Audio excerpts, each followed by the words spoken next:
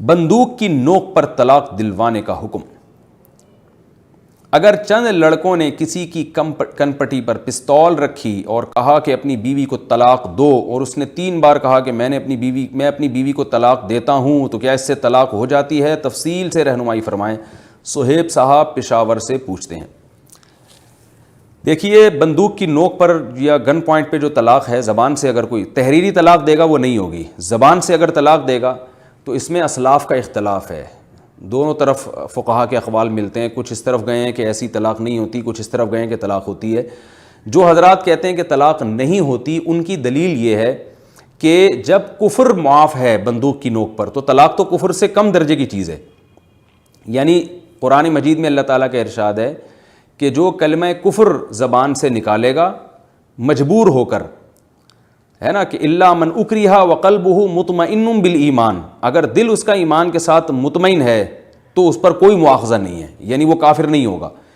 تو جو حضرات کہتے ہیں کہ بندوق کی نوک پر طلاق واقع نہیں ہوتی، وہ یہ دلیل دیتے ہیں کہ جب کفر جیسا جرم معاف ہے، حالانکہ کفر تو بڑا جرم ہے نا، طلاق تو ہلکی چیز ہے، تو جب کفر زبان سے نکلا ہوا کلمہ، یعنی اللہ کو معاذ اللہ کوئی یعنی اسلام کا انکار کر دے، نبی کا انکار کر دے، کفر یعنی معاذ اللہ اللہ کی شان میں گستاخی کر لے اگر موت کے خوف سے، تو وہ اللہ کی طرف سے معاف ہے، تو طلاق کیوں معاف نہیں ہے؟ تو یہ حضرات یہ دلیل دیتے ہیں کہ، اور اس دلیل کی بیس پہ کہتے ہیں کہ بندوق کی نوک پر بھی طلاق واقع نہیں ہوگی۔ لیکن امام حنیفہ رحمہ اللہ تعالیٰ کا اس بارے میں مذہب یہ ہے کہ بندوق کی نوک پر طلاق واقع ہو جاتی ہے، اور اس بارے میں امام حنیفہ کے دلائل بہت مضبوط ہیں۔ سب سے پہلی دلیل، رسول اللہ صلی اللہ علیہ وسلم نے ارشاد فرمایا، ثلاث جدہن جد وہزلہن جد، 3 چیزیں ایسی ہیں جن میں حقیقت بھی حقیقت اور مزاح بھی حقیقت، جن میں طلاق عتاق یعنی غلام کو آزاد کرنا اور طلاق سے رجوع کرنا۔ تو یہ جو حدیث میں کہا گیا ہے کہ جن کا مذاق بھی حقیقت، یہ کیوں کہا گیا ہے؟ یہ اس لیے کہا گیا ہے کہ شریعت، جو آدمی مذاق میں طلاق دے رہا ہوتا ہے وہ طلاق کے حکم پر راضی نہیں ہوتا، صرف طلاق کے الفاظ اس کی زبان سے نکل رہے ہوتے ہیں، وہ حکم پہ راضی نہیں ہوتا۔ حکم سے مراد یہ ہے کہ وہ یہ نہیں چاہتا کہ طلاق ہو، تو مذاق میں دے رہا ہے، لیکن شریعت نے پھر بھی طلاق کو واقع کیا ہے۔ اس لیے واقع کیا ہے کہ شریعت نے طلاق کا مدار الفاظ پہ رکھا ہے، آپ الفاظ کے نتیجے میں جو طلاق کا وقوع ہے، آپ اس پہ راضی ہو یا نہ ہو، اس پر شریعت نے حکم کا مدار رکھا نہیں ہے، اس لیے یہاں طلاق واقع ہو جائے گی۔ اب جو بندوق کی نوک پر طلاق دے رہا ہوتا ہے وہ بھی طلاق کے حکم پہ راضی نہیں ہوتا، وہ یہ چاہ نہیں رہا ہوتا کہ میری بیوی کو طلاق ہو، لیکن وہ پھر بھی طلاق دیتا ہے جان بچانے کے لیے۔ تو جب اس نے زبان سے الفاظ نکال دیے تو الفاظ پر شریعت نے حکم کا مدار رکھا ہے، چاہے آپ دل سے بیوی کو اپنے نکاح سے نکالنا چاہتے ہوں یا نہ نکالنا چاہتے ہوں، اس پر شریعت نے حکم کا مدار رکھا نہیں ہے۔ ہاں، ایک سوال پیدا ہوتا ہے یہاں پہ، وہ میں کفر والی بات کا بھی جواب دیتا ہوں، کہ یہ تو زبان سے بھی الفاظ نہیں نکالنا چاہتا، یہ تو یعنی یہ آپ یہ کہہ سکتے ہیں کہ مذاق میں جب اس نے طلاق دی تو زبان سے تو الفاظ کم از کم نکالے ہیں نا، ٹھیک ہے، وہ یہ چاہتا نہیں تھا کہ طلاق ہو، لیکن زبان سے الفاظ تو اپنے اختیار سے نکالے۔ یہاں جب گن پوائنٹ پہ کوئی شخص طلاق دے رہا ہے تو زبان سے الفاظ بھی اپنے اختیار سے نہیں نکالے، وہ بھی مجبوری میں نکالے ہیں، لہذا یہ اپنا اختیار ہی نہیں ہے۔ اور حدیث میں آتا ہے لا طلاق ولا عتاق فی اغلاق، جب انسان پر رائے اور فکر کے دروازے بند ہو جائیں تو طلاق واقع نہیں ہوتی۔ تو یاد رکھیں، یہ رائے اور فکر کے دروازے جب انسان پہ بند ہوتے ہیں تو یہ وہ کیفیت ہے جس میں انسان مجنون ہو، دیوانہ ہو یا نیند میں ہو۔ ہم یہ کہتے ہیں جب انسان سو رہا ہو یا پاگل ہو گیا ہو، اس صورت میں طلاق دے گا تو طلاق واقع نہیں ہوگی، کیونکہ وہ سوچ سمجھ کے طلاق نہیں دے رہا، ابھی وہ تو سوتے ہوئے میں دے رہا ہے، وہ اس کو اختیار ہی نہیں ہے۔ جبکہ گن پوائنٹ پہ جو شخص طلاق دے رہا ہوتا ہے وہ اپنے اختیار سے دے رہا ہوتا ہے اور بڑی ذہانت کے ساتھ دے رہا ہوتا ہے، کیونکہ اس کو وہ 2 چیزوں میں سے ایک چیز کو اختیار کرتا ہے، اس کے سامنے 2 مصیبتیں ہوتی ہیں، ایک اپنی جان اور ایک اپنی بیوی، تو ہوش کے ساتھ پورے اختیار کے ساتھ وہ یہ فیصلہ کرتا ہے کہ بھائی دیکھ لو دونوں طرف مصیبت کھڑی ہے، ایک طرف موت ہے ایک طرف بیوی ہے، تو وہ یہ فیصلہ کرتا ہے کہ بیوی چھوڑ دیتا ہوں میں، کوئی بات نہیں، بعد میں دوسری شادی کر لوں گا، لیکن جان اگر گئی تو واپس نہیں آئے گی۔ تو یہ بڑی ہوشیاری کے ساتھ وہ بالکل درست فیصلہ کرتا ہے کہ جان اور بیوی میں سے ایک چیز کو اختیار کرتا ہے۔ تو ہم یہ کہتے ہیں کہ یہ غیر اختیاری طلاق نہیں ہے، یہ اپنے اختیار کے ساتھ طلاق ہے، سوچنے اور سمجھنے کے ساتھ طلاق ہے، لہذا یہ واقع ہو جائے گی۔ ہاں، یہ ضرور ہے کہ اس پر ظلم ہوا ہے، جس نے گن پوائنٹ پہ طلاق دلوائی ہے اس نے ظلم اس کے اوپر کیا ہے کہ اس کی بیوی کو زبردستی اس کے نکاح سے باہر نکالا ہے، تو اس ظلم کی سزا بھی اس کو ملنی چاہیے اور مہر بھی اس کے ذمہ آنا چاہیے، اور جو بھی سزائیں اس کو دی جائے، جتنی سزا دی جائے وہ کم ہے۔ یہ اس لیے کہ لوگ کہتے ہیں کہ بھئی اس طرح تو لوگ طلاقیں دلوانا شروع کر دیں گے، تو یہ ظلم ہے نا, ظلم تو دنیا میں ہوتا ہے, آپ کسی کو چاقو ماریں تو لگتا ہے نا. اب لوگ کہتے ہیں کہ اس میں اس بیچارے کا کیا قصور ہے, تو آپ نے جس کو چاقو مارا, قصور تو مارنے والے کا ہوتا ہے, نقصان اس کو ہوتا ہے جس کے چاقو لگا ہوتا ہے. تو اس لیے تو اسلام میں ظلم حرام ہے کہ اس میں مظلوم کا نقصان ہو جاتا ہے.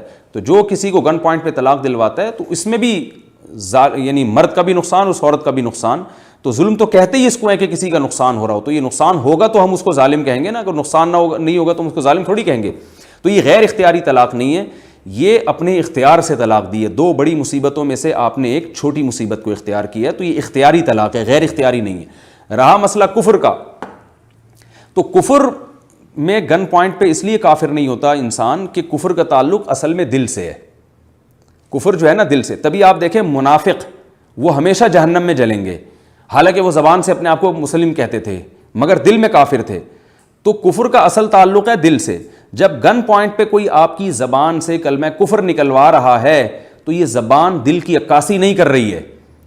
زبان دل کی عکاسی اس وقت کرتی ہے جب نارمل حالت ہو. نارمل حالت میں آپ اپنے آپ کو کافر کہتے ہیں تو ہم کہیں گے واقعی آپ کافر ہیں, کیونکہ زبان دل کی عکاسی کر رہی ہے, آپ کے اندر جو عقیدہ چھپا ہوا ہے اس کی عکاسی کر رہی ہے. لیکن گن پوائنٹ پہ جب کوئی اپنے آپ کو کافر کہتا ہے تو یہ زبان دل کی عکاسی نہیں کر رہی, اور دل میں وہ مسلم ہے تو مسلم ہی کہلائے گا. جبکہ طلاق کا تعلق دل سے نہیں ہے, طلاق کا تعلق زبان سے ہے.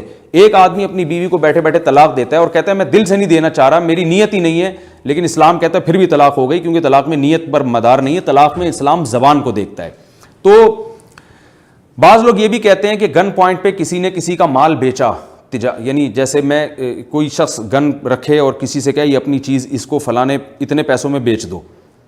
جب آپ نے اتنے پیسوں میں بیچ دی تو اسلام کہتا ہے کہ یہ تجارت نہیں ہوئی ہے, کیونکہ گن پوائنٹ پہ کسی نے کسی کی چیز کو بکوایا ہے. تو بعض لوگ اس سے بھی قیاس کرتے ہیں کہ جب گن پوائنٹ پہ آپ اپنی چیز کسی کو بیچیں گے تو وہ بیع کالعدم ہوگی, تو طلاق کیوں کالعدم نہیں ہوگی؟ اس کا بھی جواب بہت آسان ہے کہ تجارت کے بارے میں اللہ تعالیٰ کا ارشاد ہے کہ یا ایھا الذین آمنوا لا تأکلوا اموالکم بینکم بالباطل الا ان تکون تجارۃ عن تراض منکم. اے ایمان والو, الا ان تکون تجارۃ عن تراض منکم, اے ایمان والو ایک دوسرے کا مال ناحق طریقے سے مت کھاؤ, ہاں وہ تجارت جو آپس کی کامل رضا کے ساتھ ہو. تو اسلام نے بتایا کہ تجارت کامل رضا کے ساتھ ہوتی ہے, گن پوائنٹ پہ تجارت نہیں ہوتی. لیکن طلاق کے بارے میں اسلام نے یہ نہیں بتایا ہمیں کہ وہ کامل رضا کے ساتھ. ایسی کوئی حدیث ہمارے پاس نہیں ہے کہ جو دل کی گہرائیوں سے طلاق دے گا تو اس کی طلاق ہوگی, جو اوپر سے دے گا اس کی نہیں ہوگی. بلکہ حدیث سے ہی پتہ چلتا ہے اوپر سے دو دل سے دو, طلاق بہرحال واقع ہو جائے گی. تو اس لیے اس کو بزنس پہ یا تجارت پہ قیاس نہیں کر سکتے. تجارت میں اللہ نے شرط لگائی عن تراضٍ کہ آپس کی رضا کے ساتھ ہونی چاہیے تجارت, لہذا گن پوائنٹ پہ کوئی مال بیچتا ہے تو وہ نہیں بکے گا. لیکن طلاق دے دیتا ہے تو یہ طلاق واقع ہو جائے گی, کیونکہ طلاق کا تعلق زبان سے ہے, دل سے نہیں ہے. بعض لوگ اس میں یہ بھی کہتے ہیں کہ اس میں تو عورتیں بیچاروں کا بڑا نقصان ہے, خواتین کا. ایسے تو کوئی بھی گن رکھ کے کسی سے بھی زبان سے طلاق نکلوا لے اور بیچاری عورت کا کیا قصور ہے, وہ اس کے تو رگڑے لگ جائیں گے بیچاری کے. تو میں ان سے کہتا ہوں کہ اگر اسی پر مدار رکھنا ہے, اس کے دو جواب ہیں یعنی اس اعتراض. تو یہ تو اس پہ بھی اعتراض کیا جا سکتا ہے, کوئی کسی کی گن پوائنٹ پہ رکھ کے کن پٹی پہ گولی مار دے تو اس بیچارے کا کیا قصور ہے. تو گن پہ جب کس نے کوئی کام کرنا ہے تو صرف طلاق تھوڑی, وہ تو بندوق سے مار بھی سکتا ہے بندے کو. اور آج کل دنیا میں جتنے فسادات ہو رہے ہیں وہ تو بندوق کی نوک پہ ہی ہو رہے ہیں. تو اس کا حل یہ نہیں ہے کہ آپ شرعی احکامات کو تبدیل کرنا شروع کر دیں, بلکہ اس کا حل یہ ہے کہ بندوقوں پہ حکومت کنٹرول کرے کہ بندوق کس کے ہاتھ میں ہونی چاہیے, کس کے ہاتھ میں نہیں ہونی چاہیے. تو عورت پہ ظلم بھی ہو سکتا ہے یقیناً. بندوق جیسے کسی عورت کو بندوق کی نوک سے طلاق دلوائی جا سکتی ہے, اسی طرح کسی عورت کو بندوق کی نوک سے قتل بھی تو کیا جا سکتا ہے. تو وہ بھی ظلم ہے تو یہ بھی ظلم ہے. تو ظلم کا دفعیہ اس طرح سے ہوگا کہ ظالموں کو سزا دی جائے اور بندوقیں ان کے ہاتھ میں دی جائے جو بندوق کو کنٹرول کرنا جانتے ہوں, دہشت گردی پہ کنٹرول کیا جائے. تو یہ حل نہیں ہے. بعض صورتوں میں تو اور مظلوم عورت کو شوہر سے جان چھڑانے کا طریقہ یہ ہوتا ہے کہ جبری طلاق دلوائی جائے. مثال کے طور پر کوئی آدمی اپنی بیوی پہ ظلم کر رہا ہے اس زمانے میں اور وہ طلاق نہیں دے رہا اور ظلم پہ ظلم کیا جا رہا ہے. ہماری عدالتوں کا جو سسٹم ہے وہ تو آپ کو پتہ ہے کہ وہ تو غیر شرعی خلا کی بھرمار ہے وہاں پہ. وہ گن پوائنٹ پہ تو کیا, وہ تو بس جاتے ہی عورت کو خلا کی ڈگری پکڑا دیتے ہیں. علماء فتویٰ دیتے ہیں کہ یہ خلا نہیں ہوا تو عورتیں بیچاری ساری زندگی قسم پرسی میں گزارتی ہیں. بعض دفعہ مرد ظالم ہوتا ہے, عورت کے پاس گواہ نہیں ہوتے اس کے ظلم کو ثابت کرنے کے لیے, تو عدالت کا دروازہ وہ کھٹکھٹا نہیں سکتی کیونکہ عدالت میں غیر شرعی خلا ہو رہے ہیں جس سے عورت کا نکاح ختم نہیں ہوتا. تو اب ایک ہی راستہ رہ جاتا ہے جبری طلاق کا, اور وہ فقہ حنفی میں اس کا حل موجود ہے کہ ہم لوگوں کو یہ مشورہ دیتے ہیں کہ بھائی پولیس والوں سے رابطہ کرو یا کسی اور ذریعے سے رابطہ کر کے ایسے ظالم آدمی سے مار کوٹ، میں نہیں کہہ رہا بندوق کی نوک پہ، مار کٹائی کر کے اس کی زبان سے طلاق نکلوائیں تاکہ اس عورت کی جان چھوٹے اس سے. اور سعودی عرب کی عدالتوں میں یہی چل رہا ہے.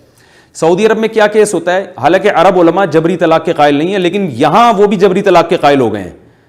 ویسے وہ بھی یہ کہتے ہیں کہ جبری طلاق نہیں ہوتی، لیکن یہاں آ کے وہ بھی جبری طلاق کے قائل ہوئے ہیں. تو یہ امام حنیفہ رحمۃ اللہ علیہ کا امت پر احسان ہے کہ وہ جبری طلاق کے قائل ہوئے ہیں. اس میں مظلوم عورتوں کی فریاد رسی بھی ہے.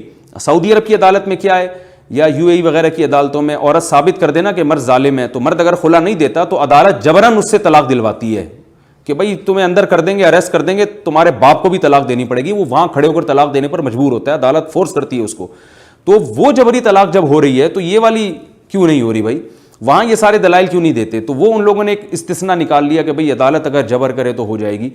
تو ہم بھی یہی کہتے ہیں کہ جبری طلاق کے فائدے بھی ہیں، نقصانات بھی ہیں.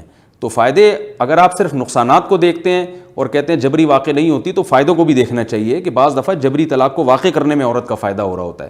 اب یا تو یہ علماء کو، مفتیوں کو اختیار دے دیا جائے کہ کون سا عالم کس وقت جبری طلاق کو واقع کرے جب یا واقع نہیں کرے، اس پر ڈال دیا جائے تو یہ دین ایک تماشا بن جائے گا. اور اگر دلائل کو دیکھنا ہے تو پھر یہ دلائل میں سمجھتا ہوں بہت مضبوط ہیں امام حنیفہ کے کہ ثلاث جدہن جد وہزلہن جد، تین چیزوں میں حقیقت بھی حقیقت، مزاح بھی حقیقت، اور اس میں طلاق بھی ہے. تو طلاق میں شریعت نے الفاظ پہ مدار رکھا ہے. آپ کی دل کا ارادہ ہے، آپ کی چاہت ہے یا نہیں، گن پوائنٹ پہ دے رہے ہیں یا بغیر گن پوائنٹ کے دے رہے ہیں، اس پر شریعت نے مدار نہیں رکھا. اور یہ اختیاری طلاق ہے، غیر اختیاری نہیں ہے. اختیار اس لیے کہ آپ کو دو بڑی مصیبتیں آپ کے سامنے تھیں، بیوی اور جان. آپ نے بڑی عقل مندی سے آپ نے کہا بیوی کو چھوڑو اس وقت، جان بچاؤ. تو یہ بڑی عقل مندی سے سوچ سمجھ کے آپ نے بیوی کو طلاق دی ہے. اور اس طلاق پہ آپ کو تو گناہ نہیں ملے گا، لیکن اس کو گناہ ملے گا جس نے بندوق کی نوک پر آپ کو طلاق دلوائی ہے. اور اس کا ایک ہیلہ بھی ہے، علماء بتاتے ہیں کہ اگر کبھی خدا نخواستہ کسی کے ساتھ ایسا ہو جائے کہ بندوق اس کے جو ہے نا کنپٹی پہ رکھ کے کوئی زبان سے طلاق نکلوا رہا ہو، تو ایک ہیلہ ہے، تدبیر ہے. وہ تدبیر اگر وہ اختیار کر لے گا، ایسے الفاظ آخر میں کہہ دے گا، تو انشاءاللہ اس سے طلاق واقع نہیں ہوگی. وہ ہیلہ کیا ہے، وہ اگر یہ ایسے اوپنلی بیان کیا جائے تو اس میں ڈر ہے کہ لوگ اس کو ایک ناجائز کا ذریعہ اور وسیلہ نہ بنا لیں. تو اس لیے وہ علماء سے کسی بھی وقت رابطہ کر کے، کسی کو یہ خطرہ ہونا کوئی گن پوائنٹ پہ بلا وجہ اس کو ظلم کر رہا ہو، تو وہ علماء سے رابطہ کر کے پوچھا جا سکتا ہے. وہ عالم خود دیکھ لیں گے کہ یہ واقعی مظلوم بھی ہے یا نہیں ہے یہ مرد، تو وہ اس کو ہیلہ بتا دیں گے، اور جو مظلوم نہیں ہوگا اس کو وہ ہیلہ نہیں بتائیں گے. اللہ تعالیٰ عمل کی توفیق عطا فرمائے.